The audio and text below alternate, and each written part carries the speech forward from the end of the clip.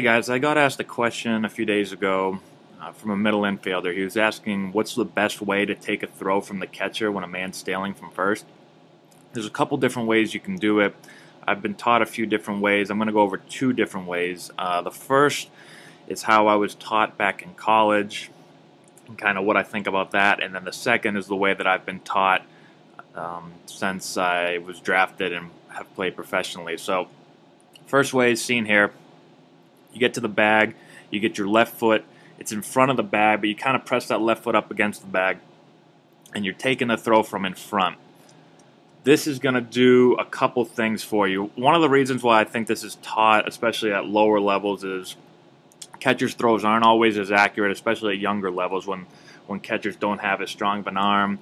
They're going to throw a few balls that maybe bounce, that you're going to have to be picking, and it makes it a little bit easier when you're out in front of the bag and you don't have the runner bearing down on you, and you kind of give yourself some space and some room to adjust to badly thrown balls.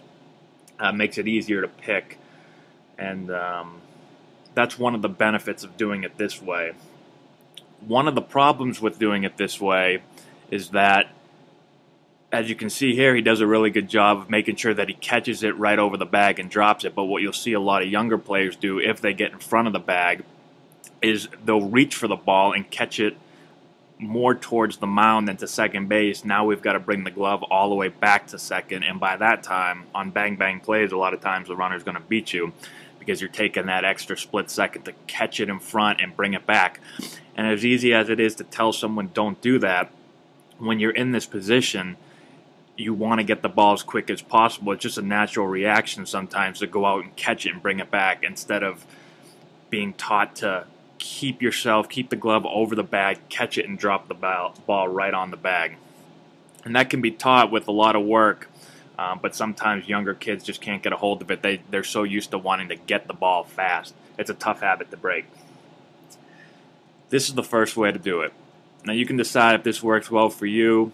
This is what I used at first, and I did notice that I was going to get the ball a lot instead of letting the ball come to me. But it does definitely make it easier to pick balls, especially at lower levels. A lot of catchers are bouncing them in there, and it gives you some room, some freedom to move around a little bit and either block or pick the ball. Now this is the second way of doing it. This is the way that I was taught when I was drafted, and this is the way they still teach me to do it, and this is the way I do it right now. What you do is you get to the bag, and this time, instead of getting in front of the bag, you're going to straddle the bag. Now, this does a few things for you, and it also makes it a little bit tougher in certain ways, but this is the way I really like to do it.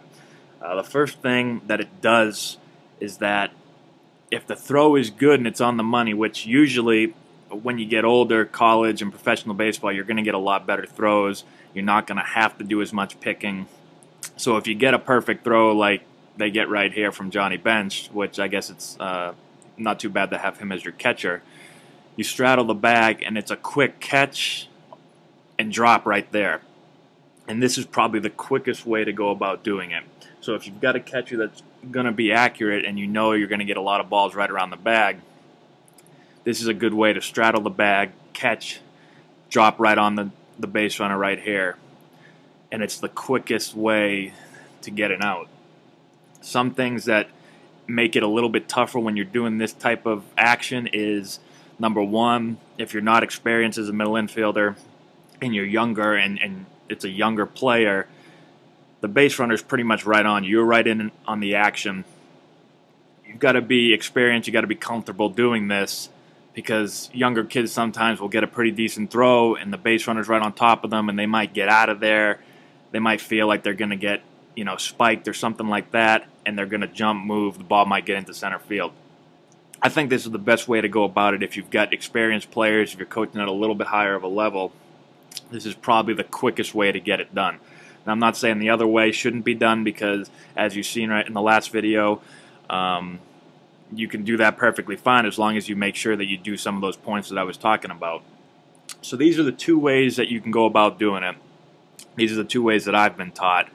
And like I said, this is the way I'm doing it right now. So give those two a try. See which one you feel more comfortable with. I think either one will do as long as you do it correctly. And that's how I'd go about teaching it if I was a middle infield coach working with kids. So I hope this helps. Try these two. Let me know how they work. Let me know what you think. Good luck with them. Thanks, guys.